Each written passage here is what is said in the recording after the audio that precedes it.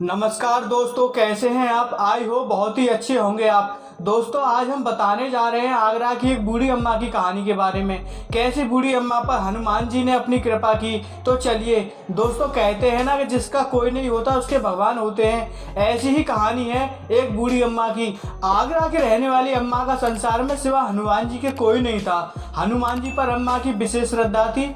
वे सुबह उठकर नहा धोकर हनुमान जी की पूजा करती और हनुमान चालीसा का पाठ भी करती और हमेशा हनुमान जी का गुणगान गाती रहती थी। वो सभी से कहती थी कि इस संसार के भवसागर को पार करना है तो हनुमान जी की शरण में आ जाओ, क्योंकि कलयुग में सिर्फ हनुमान जी की कृपा से ही सभी कष्ट दूर होते हैं। अम्मा जी की एक टूटी फूटी झोंपड़ी थी जिसमें वो अकेली रहती थी, कोई था नहीं। इसलिए अपनी जीविका चलाने के लिए अम्मा आगरा की किसी फैक्ट्री में पैकिंग का काम करती थी।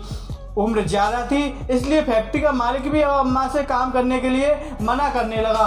अम्मा ने रोते हुए फैक्ट्री के मालिक से कहा कि उसे कुछ दिन और काम दे दे, लेकिन फैक्ट्री के मालिक ने चिल्लाकर कहा, बुढ़िया तुझे सुनाई नहीं देता, जब मैंने एक बार मना कर दिया तो मना कर दिया। बेचारी अम्मा घर लौट आई। दूसरे दिन जब वह सुबह पूजा पाठ करके कई फैक्ट्रियों में काम मांगने गई तो सबने मना कर दिया।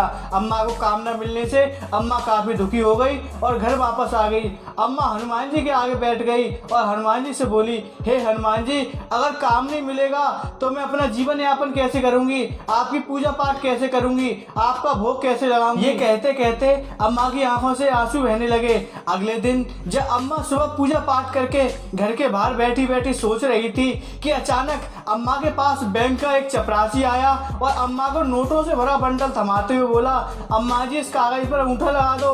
अम्मा ने आश्चर्यचकित होकर पूछा, क्या है इस बंडल में और तू मुझे अंगूठा लगाने को क्यों कह रहा है। तब चपरासी बोला, अम्मा जी आपके पति हमारी बैंक में हर महीने कुछ पैसे जमा करके जाते थे, जिसमें उन्होंने आपको नॉमिनी बनाया था और हम सब कर्मचारियों से मना कर दिया था कि इन रुपयों के बारे में आपको ना बताएं और समय पूरा होने पर आपको दे दे। यह सुनते ही अम्मा फूट फूट कर रोने लगी और हनुमान जी को मन ही मन प्रणाम करने लगी। लेकिन अम्मा को एक बात अभी तक समझ नहीं आ रही थी कि उनको पति को मरे हुए 10 साल से ज्यादा हो गए और उनकी जो भी आमदनी होती थी उससे घर का खर्चा भी नहीं चल पाता था। तो फिर उन्होंने ये इतने सारे पैसे बैंक में कैसे जमा कर दिए। कहीं ऐसा तो नहीं बैंक वाले गलती से किसी और के पैसे मुझे दे गए हों। अगले दिन अम्मा बैंक में जा पहुंची और अपने पति के नाम से खाते की जानकारी लेने लगी। तब बैंक कर्मचारी ने बताया कि हमारी बैंक में आपके पति के नाम से कोई खाता नहीं है और ना ही हमारी बैंक का कोई कर्मचारी आपके यहाँ गया। अम्मा घर लौट आई और सोचने लगी कि गांव में 2 बैंक हैं, हो सकता है दूसरी बैंक में खाते की जानकारी मिल जाए। अब बैंक का समय तो पूरा हो गया, यह सोचकर बोली कल जाऊंगी। शाम को हनुमान जी की पूजा करके भोग लगा के बूढ़ी अम्मा थोड़ा आराम करने के लिए लेटे आती है। दिन भर की थकी हुई थी, इसलिए अम्मा को जल्दी नींद आ गई। तभी अचानक अम्मा को स्वप्न आता है। वह देखती है कि वह जिस हनुमान जी की पूजा करती है उसमें से अचानक हनुमान जी प्रकट होते हैं। अम्मा हनुमान जी को देखते ही उनके पैरों में गिर पड़ती है। हनुमान जी अम्मा से कहते हैं, मैया मेरे पैर छूकर मुझे पाप का भागी मत बनाओ, तुम तो मेरी माँ हो जो एक बच्चे की तरह मेरा ख्याल रखती हो। हनुमान जी ने बूढ़ी अम्मा को गले लगाया। अम्मा हनुमान जी का ऐसा मिलन जैसे बरसों के बिछड़े माँ बेटे सालों बाद मिले हों। अम्मा की आंखों से आंसुओं की निर्मल धारा बहने लगी।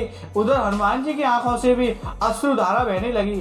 तभी हनुमान जी ने अपने हाथों से अम्मा के आंसू पोंछते हुए बोला, अम्मा आप बैंक क्यों गई थी, वो पैसे मैंने ही दिए थे आपको, क्या मैं आपकी इतनी सहायता नहीं कर सकता।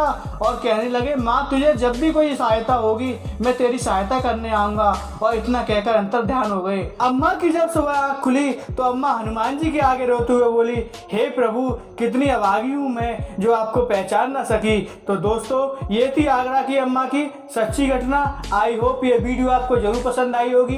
इस वीडियो पर आपकी क्या राय है कमेंट करके जरूर बताइए। वीडियो पसंद आई हो तो लाइक और शेयर करना बिल्कुल मत भूलिए। चैनल पर नए हो तो चैनल को सब्सक्राइब कीजिए।